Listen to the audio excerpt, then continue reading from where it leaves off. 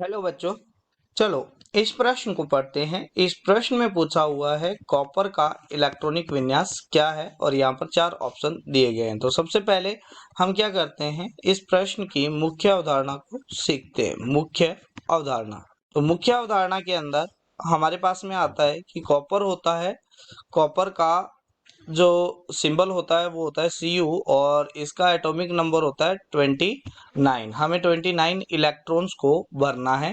तो हमें पता है कि इसके अंदर 29 इलेक्ट्रॉन्स होते हैं, वो प्रेजेंट होते हैं।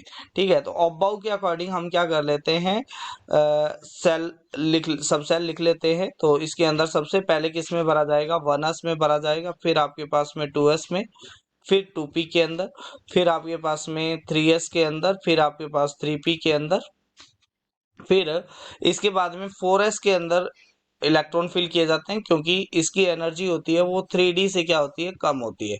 तो इसके अंदर इस तरीके से इलेक्ट्रॉन फिल करने हैं। ठीक है, तो अब हमारे पास में यहाँ पर आता है कि जब अगर कॉपर में 29 इलेक्ट्रॉन भरते हैं तो 1s के अंदर सबसे ज्यादा 2 इलेक्ट्रॉन भरे जा सकते हैं।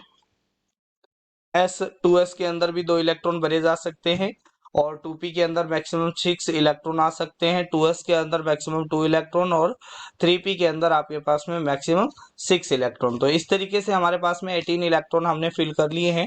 अब आपके पास में देखा जाए तो यहाँ पर आना तो 4s के अंदर 2 चाहिए और 3d के अंदर कितना आने चाहिए, 9 आने चाहिए। तब आपके पास में क्या हो जाएगा, कंप्लीट। देखा जाए तो यहाँ तक आपके पास में क्या आ गया है, ये आर्गन का इलेक्ट्रॉनिक कॉन्फ़िगरेशन आ गया है। ये इलेक्ट्रॉनिक विन्यास है किसका, आर्गन का। ठीक है, अब यहाँ पर देखा जाए तो 4s के अंदर 2 इलेक्ट्रॉन आने चाहिए और 3d के अंदर कितने आने चाहिए, 9 इलेक्ट्रॉन आने चाहिए। तब जाके ये क्या हो जाएगा, 29 इलेक्ट्रॉन है वो कंप्लीट हो जाएंगे। परंतु ऐसा होता है पूर्ण पूरित इलेक्ट्रॉनिक कॉन्फ़िगरेशन, जो पूर्ण पूरित इलेक्ट्रॉनिक विन्यास होता है, पूर्ण पूरित इलेक्ट्रॉनिक इलेक्ट्रॉनिक विन्यास होता है वो अधिक स्थायी होता है। इलेक्ट्रॉनिक विन्यास अधिक स्थायी होता है, स्थायी होता है।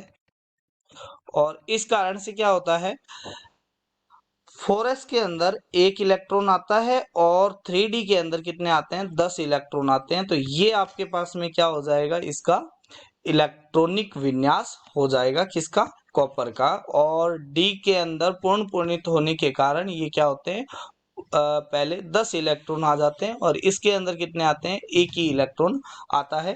तो यहाँ पर आपके पास में कौन सा इलेक्ट्रॉनिक विन्यास है वो सही है, तो इसके अंदर आपके पास में ऑप्शन बी में दिया गया है वो सही है। तो आशा करते हैं आपको मुख्य अवधारणा के आधार पर इस प्रश्न का उत्तर समझ में आया होगा। धन्यवाद।